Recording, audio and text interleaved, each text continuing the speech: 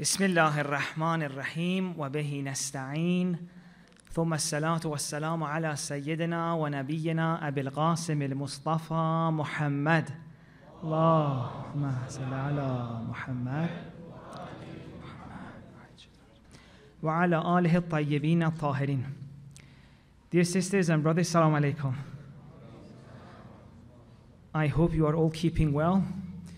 Initially, I thought today you look all so foggy, and then I remembered I just need to clean my glasses so I can see you a little bit better, but I think I still need to do a little bit more.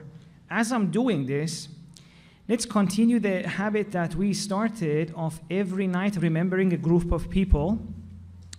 Yesterday, we remembered those who are going through religious waswas and how difficult that is.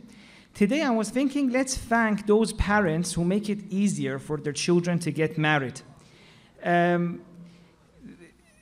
You know, a lot of people are messaging and saying that they are at that age when they've made the decision to get married, but sometimes they may be facing some problems, like maybe the parents are putting very difficult conditions, or maybe they're limiting their options, that the person you're looking for has to be from, for example, has to be a Sayyid or has to be from this specific culture, even though masalan they found someone that they think it's a character match, but the parents don't allow it. But there are also some parents who, at the end of the day, they know that a relationship is there to help two young people get to know each other, find peace, as God says, and so they make it easier. And so for all of those parents who try to make it easier for their children to get married, try to support them, and those parents who maybe tonight they decide to make it easier, let's please recite a salawat for all of them.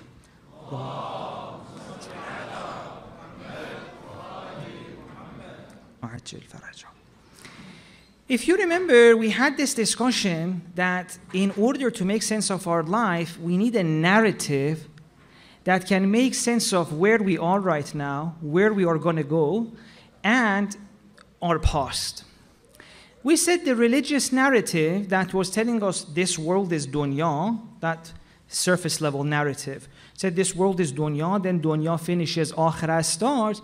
We said we have some issues with it. It's slowly losing its grip over us, and we need to go to a deeper narrative.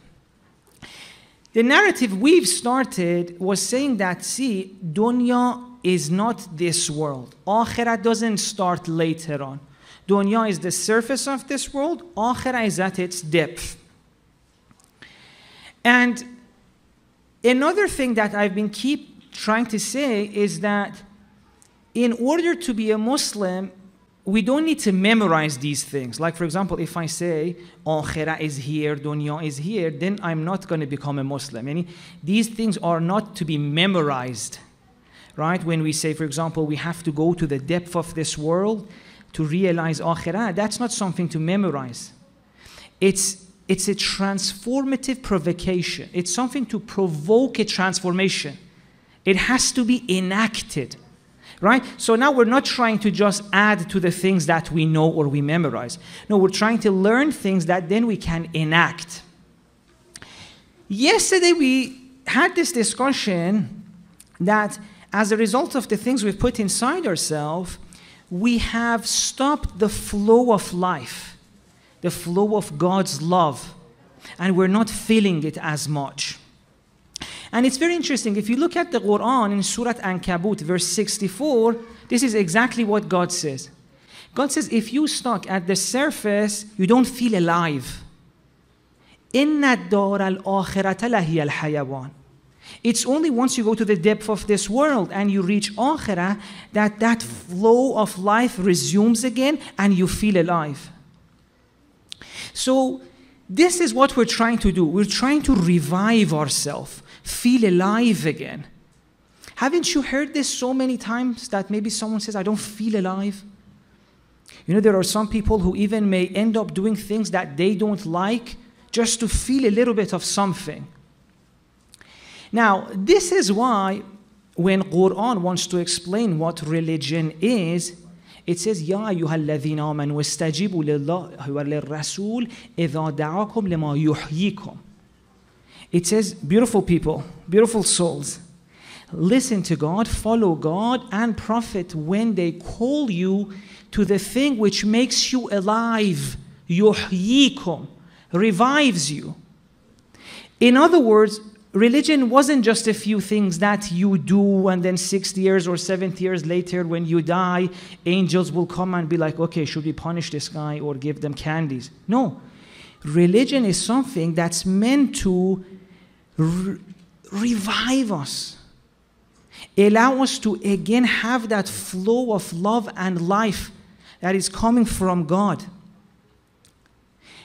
Now, the problem we have is that, as we said, we're not revived yet. By the way, as I said yesterday, this is a very great litmus test to see if our understanding of religion is a good one or a superficial one.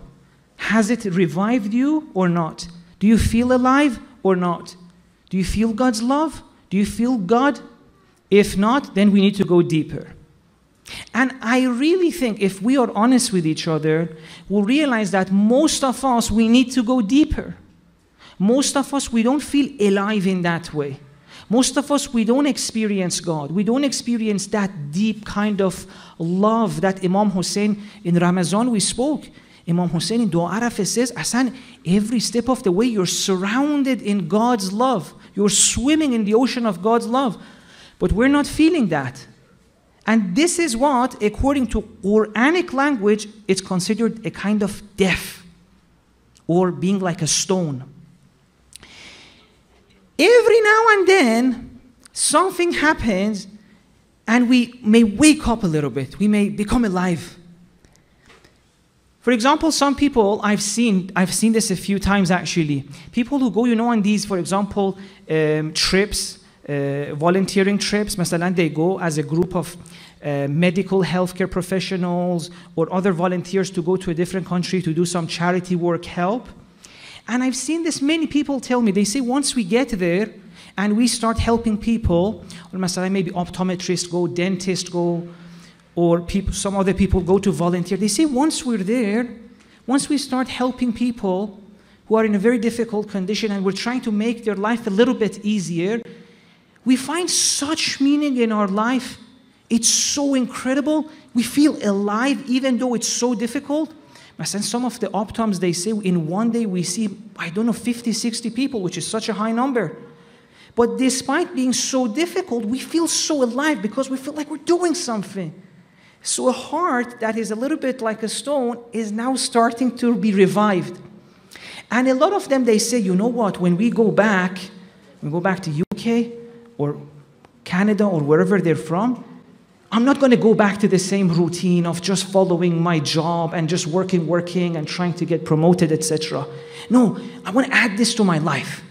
I want to be there for people more. I said, I want to come back to these trips more. And they really mean it. But a lot of them, they also tell me that, Sheikh, we came back and we really wanted to do that, but after a few weeks, we fell into the same patterns, the routines took over, and after a few months, we realized, oh my God, we forgot about all of that.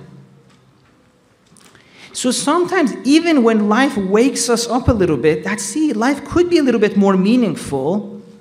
Again, because we said we've created these patterns inside ourselves, we fall into the patterns, and the option of another way of living leaves our mind. It's not that this person, when they come back from that trip, or masalan a ziyarah trip, they felt so spiritual, they said, I want to add some sort of spirituality in my life. Maybe I'll start masalan even exercising, because exercise could be a form of spiritual transformation. Masalan, they made all of these decisions in their Arba'in trip. But they come back and slowly, the same patterns start happening. And as we said, patterns don't just take over our actions. Patterns can even take over our perception of the world, our cognition.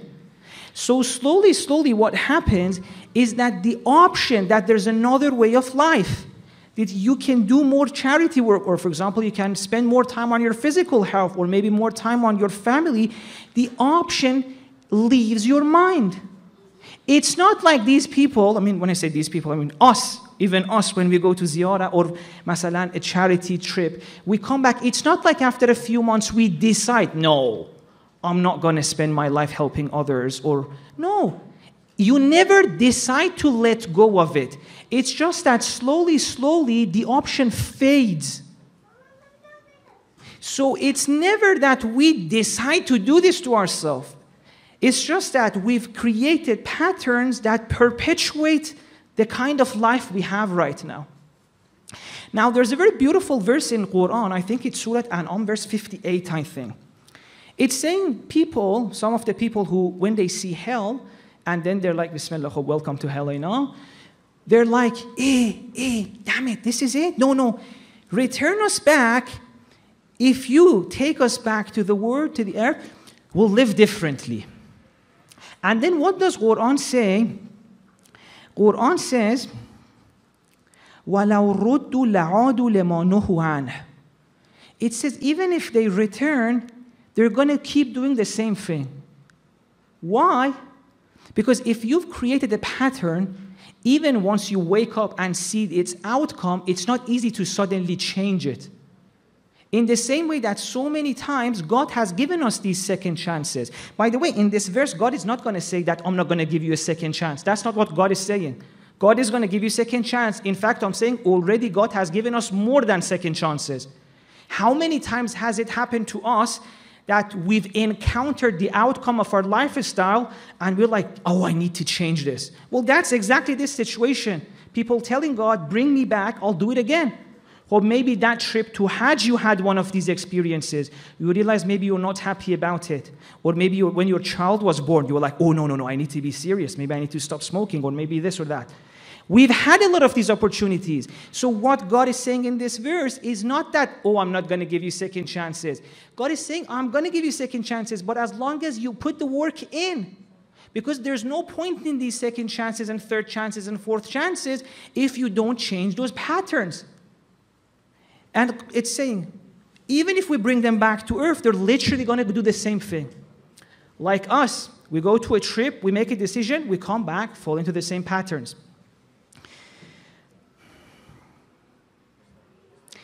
And as I said, the problem is not that when we come back, we decide not to change.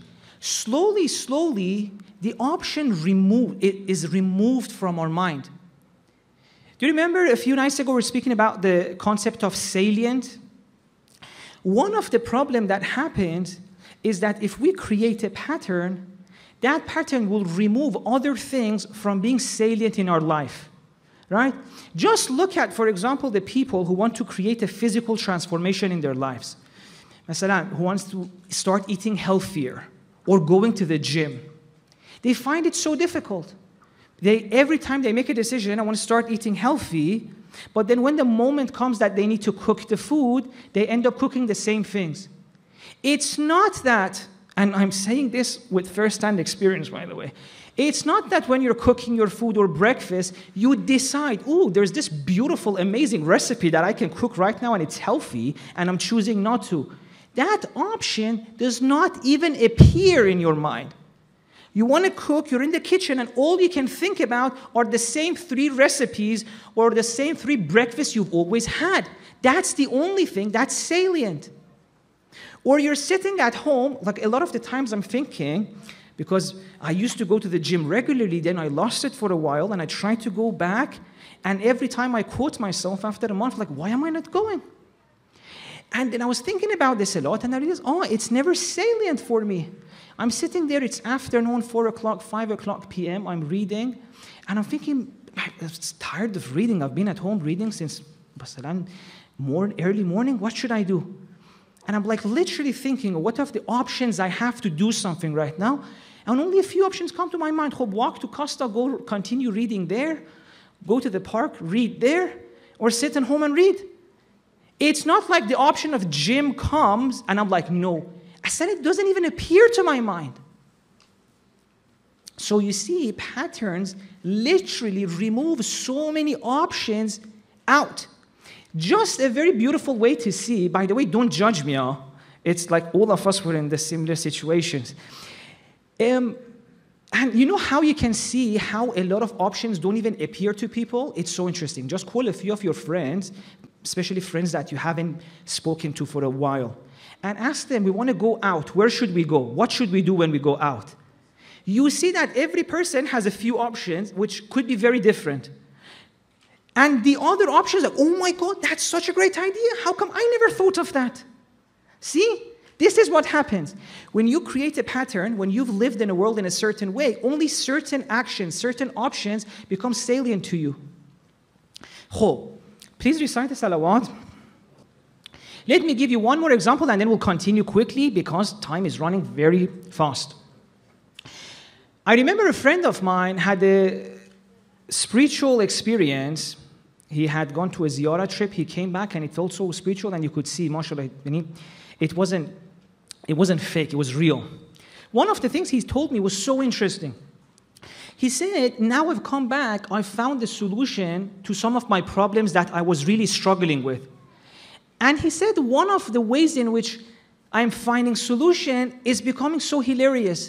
He said, sometimes the solutions are so funny, I can't believe I never thought of it. I said, what are you on about? What do you mean? He said, see, masalan, I had so many people asking me to do things and I was really overwhelmed. And it wasn't even family that I had commitments to. No, masalan, people were asking me this and that and I was so struggling, I don't know what to do. Sometimes I had to make a lie. You know what, masalan, my uncle passed away, I can't. He was really struggling to make sure he can not make anyone upset, but at the same time not be too much overwhelmed. He said, now I realized, you know what, I can tell them I'm sorry, I can't do it. I realized I can't say no, he was saying. Can you believe it? Sometimes an option as simple as that, I can just say no. It's not salient to us. He was saying before that, people would keep asking me things, and I was like, you know what, I have to find a way out of this. And it would create stress in me. Oh, this person going to say, oh, you're arrogant for not accepting, you're not helpful. I had all of these thoughts. What if I say no, they're not going to like me anymore, all of that. But now I realize, no, I can't do it, I'm going to say no. If our relationship is that superficial that if I say once no, they're going to leave me, let them leave. So see, an option as simple as saying no was never salient. So this is what I'm saying, that a lot of the world could be removed from us, so many options, when we live in a certain way. There's a beautiful Indian story called the monkey trap. I mean, a lot of you may be familiar with it. I don't think a monkey has ever been caught this way, but the story is very interesting. It says a way to catch a monkey is they bring a container with a very narrow opening, and they tie it to the ground, and they put a banana inside. And the monkey comes, sees the banana, very excited, puts his hands inside, catches the banana. Imagine the banana is here. The monkey has caught the banana, but now it wants to take his hand out of the container, but because now the banana in his hand, it can't take it out. All the monkey needs to do to take his hand out is what? Leave the banana and then bring his hand out. But that option is not available. The monkey would keep holding on to the banana until people come and catch him. And it's such a fascinating story to reflect on what happens to us. You know, put yourself in the cognitive framework of the monkey. I mean, that could be a good thing for a t-shirt. Put yourself in the cognitive framework of a monkey. Imagine what is happening in his brain when he's holding onto the banana. The desire for having that banana is so strong that the option that all you need to do is to let go, take your hand out, and save your life is not available. Once a desire, a pattern becomes so strong, with it so many options are out of our life. And this happens to us on a regular basis. Think of, for example, this example that I have seen happen myself, of a person who is telling me he had a very good family, good wife, good children. He loved his family, but he slowly started having feelings for another person. And initially he's telling himself, no, I can't, this is not a thing, we're just talking, this is not a relationship. No, I'm committed to my wife, to my family. This is just This is just a thing. It's nothing, really. So now, what has he done? He's put his hand into the container. But he's telling himself, you know what? I can take my hand out anywhere I want, anytime I want. But slowly, as he stays in that relationship more, as feelings grow for the other person, it becomes harder and harder to let go of that banana. So he's holding on to this banana, to this new relationship, and the feelings are becoming stronger and stronger and stronger. And it's as if he can see that his hand is in the container and people are coming to catch him, which is basically the idea that the news of this relationship may come out. He may lose his family, his children, his wife. All of that is about to be in risk. He's seeing the danger approaching, but at the same time, he can't let go of the banana anymore because the feelings are getting stronger and stronger. And he's so sad that, oh my God, I'm going to lose my family over this. Well, mate, just let go. He says, I can't. Because letting go is not that easy. Once a pattern becomes strong, you can't let go. And if you stayed enough in that relationship, feeling becomes strong, the option that I can just let go of this and save my family, not disappoint my children, not disappoint my wife, that option is completely out of your life. Even though it's just as simple as letting go of a banana. But at the same time, it's as hard as letting go of a banana. Because the option that you can let go is no longer there. So what I'm trying to say today is that as we create these patterns, we lose our freedom. Suffering, in its real sense, is a loss of agency. When you are in pain and you cannot change the situation. Either you cannot let go of a relationship that's ruining your family, or you cannot let go of the way that you look at the world, مثلا a pessimistic view of the world. You can't let go of that. Or it could be maybe I have a way of looking at the world that makes me anxious, and I can't let go of that. Suffering is the loss of agency, when I don't have the freedom over my actions or the way I see the world. And what happens is that as we lose our agency, two things shrink at the same time: us and the world. What do I mean by that? Let's think of a person, for example, who's, let's say, addicted to smoking, okay? As soon as this person starts smoking, he gets a little bit high, his cognitive function reduces, right? When you're high, driving is not really an option. I mean, if you're really high, even going to the toilet is a journey, right?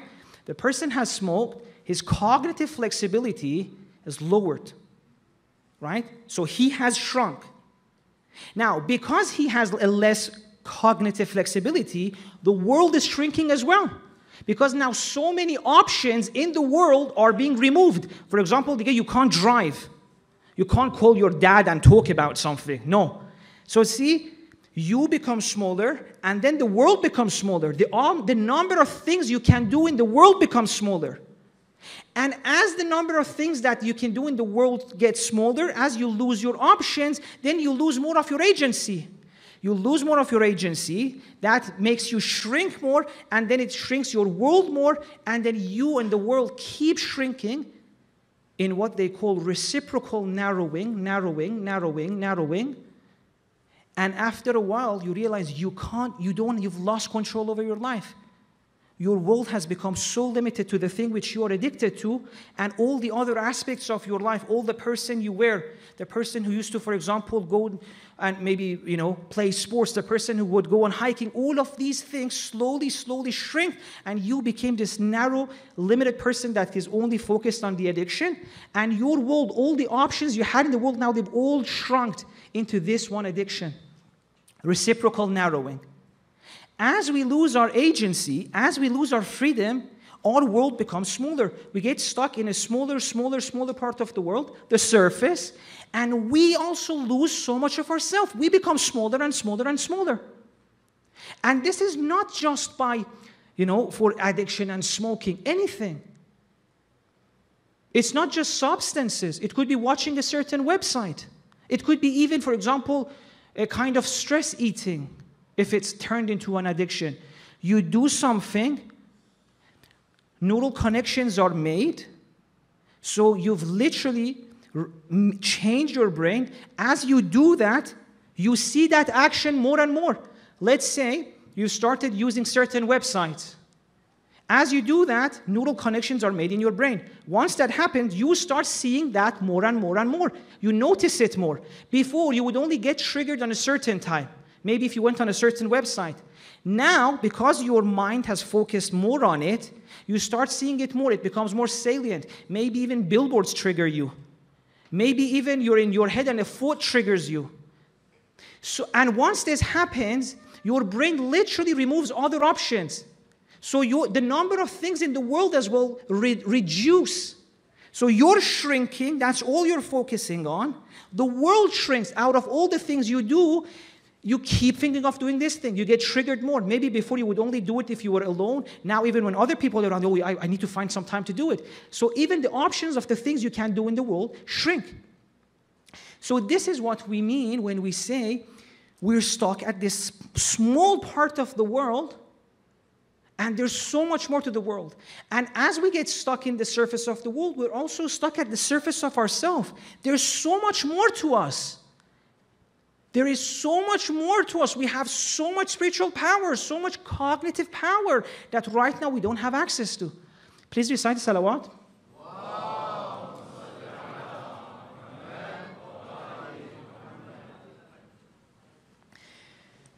And by the way, again, as I'm saying, this is not just about addiction. It's about literally every aspect of our life. We could even get trapped in a pattern of pain and not be able to get out of it. Professor Vervaeke, they have this thing called parasitic processing. They explain what happens in a lot of the times when we get anxiety. And it's literally a pattern in which we get stuck and we can't get ourselves out of this spiral of anxiety. Have you noticed sometimes you catch yourself, oh my God, I'm in this spiral going down and I know I'm going to be anxious in a few minutes and I can't get out. Right? This is again a pattern that we could have learned. Well, not voluntarily, obviously, but as a result of that, our world could narrow. So let's go through it quickly. Imagine a bad event has happened to you, right? Something has happened in the world, something painful, and you interpret that as a bad event. Something painful happened, you interpreted that as a bad event. Now, when your brain feels pain, it doesn't just feel pain to annoy you. No, it does that so it can also make you safe from future events that are similar to that. So when you're feeling pain, your brain is also trying to make sure that you don't go through this pain again. So as we go through pain, our brain is assessing how likely is it for a similar event to happen again. And now, can our brain go through all the information in the world? Let's say my heart was broken or someone was rude to me. How can my brain assess the probability of that happening again? It cannot go through all the information in the world and make that decision. No, so it uses some shortcuts. Some heuristics. One of the shortcuts it uses is what they call the representative heuristic. So it tries to see how salient are similar events. It wants to see this, for example, someone broke your heart. How likely is it that it will happen again because it wants to keep you safe? How does it do that? It tries to see similar events, how salient are they? Another thing it can use is availability heuristic. It tries to see how many other ones do I remember. For example, if you were heartbroken 3 times back to back, it says, oh, it must be very likely. And by the way, this is why if we in the news see a few plane crashes, our mind thinks that it's much likelier to happen. Right? Because in order to assess the probability of situation, it tries to see how many similar events do I remember. Okay, a bad event happened. It was painful. Your brain is trying to see how likely is it to happen again. It goes inside and tries to see how salient similar events are and how easily it can remember them. Now, the problem is because you're sad right now, something literally bad just happened, when you are sad, you remember sad events even more. So your brain's going to make a mistake. And it's going to think, because I remember so many sad things, oh, sad things are salient, oh, sad things are very likely to happen. So it assesses the probability of bad things happening even higher. So what happens? You're going to get anxious. Oh, something bad happened, and it's going to happen again. So you feel anxious. What happens when you feel anxious? You lose your cognitive flexibility. You're anxious, you can't think straight. What happens when you lose that? You may make mistakes. You made mistakes, what happened? Oh, another bad event. I'm feeling doomed. So you see, this is how we get anxious. We fall into this pattern of thinking about the world, and by the end of it, we may end up thinking so many bad things are going to happen to me. And as we think that, we get anxious, and when we're anxious, we're going to make mistakes, we're going to create bad things, and then we're going to use them as proof that, yes, more bad things are going to happen, and then we feel doomed, and it keeps shrinking and shrinking and shrinking, and we may get to a place where we're like, nothing good is ever going to happen. The world is bad. I'm doomed. So you see, these patterns can literally make us only focus on the bad things in the world and stop us from seeing all the good things. And Allah, I wish I had time to explain why this happens. It's not like our brain is against us. This machinery was there to make us adaptable to living into this world. It's just that every single thing inside us that is there to make us adaptable to the world, it can also be immersed in deception and have the opposite outcome. Okay, we've spoken about how we may get stuck into these patterns which limit our agency, and as our freedom collapses, the options in the world shrink and we shrink too. Now, what is the way out of this? The way out of this is for us to go through the opposite process. If now we were in patterns which shrunk the world and shrunk us, now we need to look for patterns that open up the world and open us, which is what we've been saying all this time, that we need to go to the depth of this world. The metaphor religion uses to speak about this is going from darkness to light. Why? Because we said, as you're stuck in a certain pattern, so many options are not available to you. They fade. In other words, they're in darkness. Like that person that I told you about, all he needed to do was to say no, but no was not available. We can't say in a way that that option was in darkness. As our world shrinks and becomes smaller, so many parts of it are in darkness. So Quran uses the metaphor of going from darkness to light. Ayatul Kursi. Allahu waliyul ladhina amanu yukhrijuhum min adh-dhulumati ila an-nur. God is the wali of the believers, and it takes them from darkness to light. So this is the opposite of all the things that we've been talking about. The journey that shrunk the world got us stuck to the surface. Now we're going to do the opposite and open up the world and open up ourselves. Discover more things in the world and discover more parts of ourselves. The freedom we had, the joy we had, the power we had, and the powers we didn't even know we have. And this, Quran says, is going from darkness to light. Once you start taking on this journey, the world suddenly changes. Before this, you would look at everything in the world and you would just see objects. But now, things in the world slowly, by the way, we'll talk about the process of how to make this, inshallah, in future nights. Tonight, I'll just talk about the destination, then how to create it, we'll talk about it later on, okay? That's my promise. But let's see what happens when we get to the end of it, because so far it's been so gloomy. We're stuck in the surface. As you start going back to light, Quran says things in the world start appearing to you in a different way. See, if we're outside and I do this, what am I showing you? You're saying you're showing us your finger, right? Yeah, that's true. That's my finger. But at the same time, maybe I'm not showing you my finger. Maybe I'm trying to point you, for example, towards the moon. Maybe a beautiful moon is out there, there in the sky. I'm trying to point you towards the moon. So Quran is saying a lot of the times when you get stuck in the surface of the world, you're looking at things which are pointing somewhere else, but you get stuck into them. Imagine I'm trying to show you the moon, but you're focusing on my finger. What happens slowly, as you go from darkness to light, you realize every single thing in the world is helping you in this process and is pointing you towards where you should go. Let's read the Quranic verse that says this. سنريهم آياتنا في الآفاق وفي أنفسهم حتى يتبين لهم أنه الحق.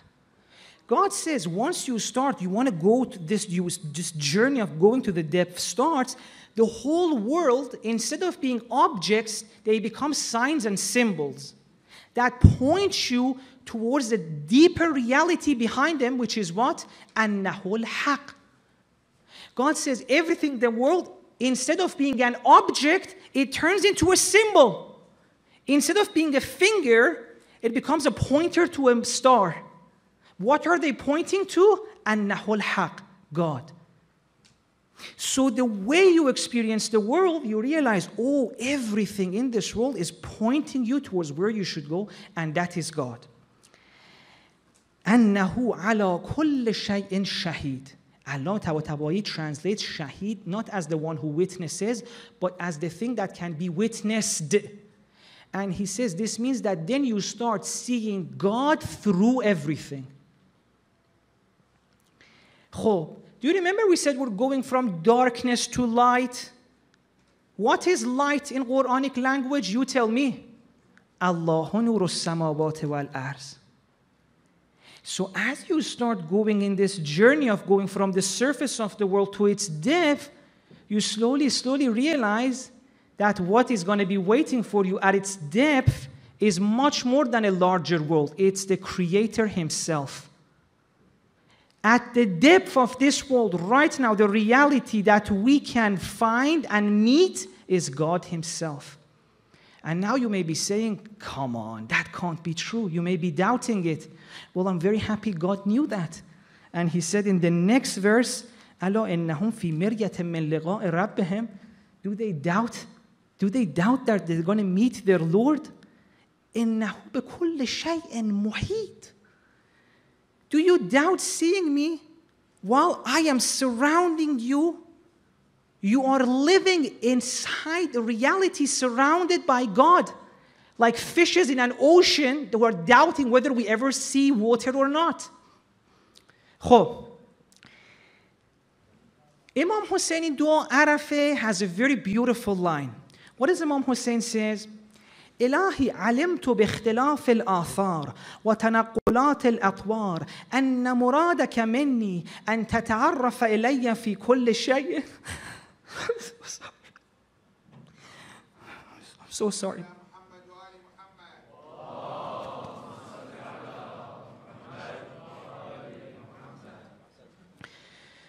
أن تتعرف إلي في كل شيء حتى لا أجهلك في شيء. Imam Hussein is saying to God, and I realized all the things that were happening in my life, every single thing was you, what you wanted out of all of that was to show yourself to me through everything, حتى لا أجهلك في شيء, so that I can see you through everything, and there's no point at world in which I am not seeing you. فأينما تولوا فثم وجه الله. Wherever you look, you can see God there.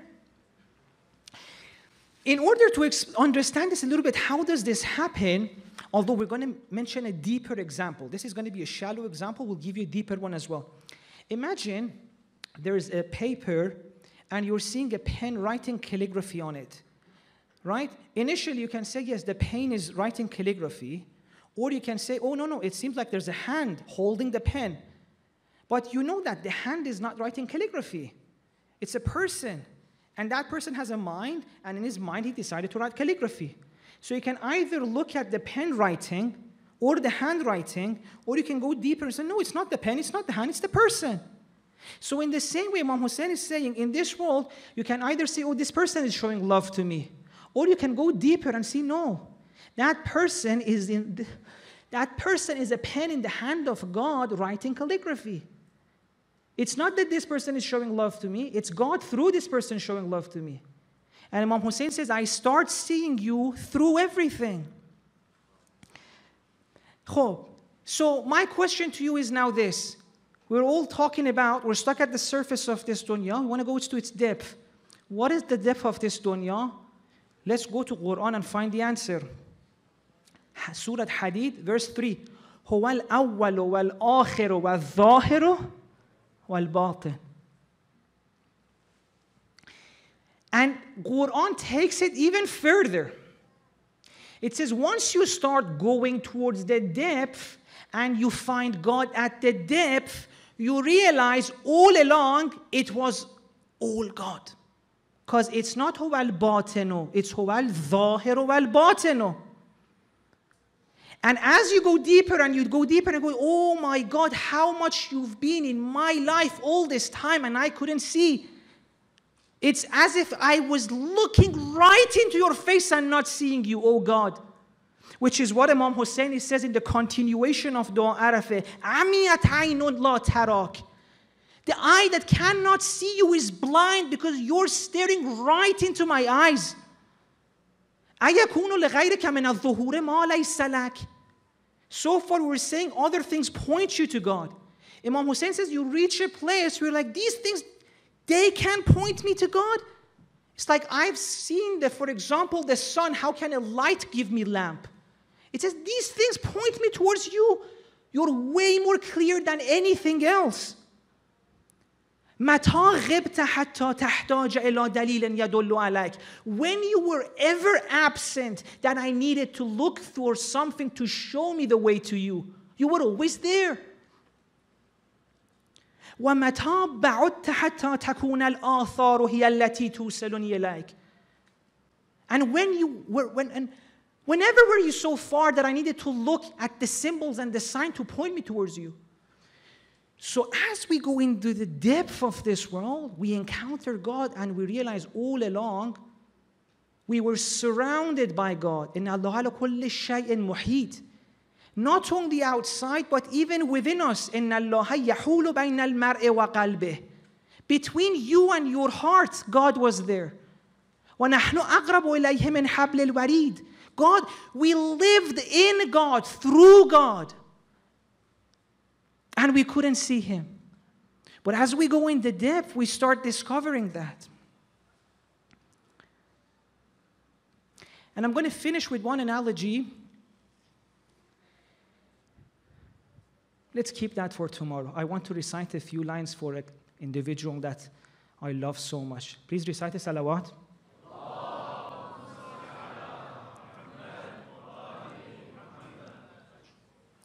Tonight is the night that we commemorate the Ashab of Imam Hussein.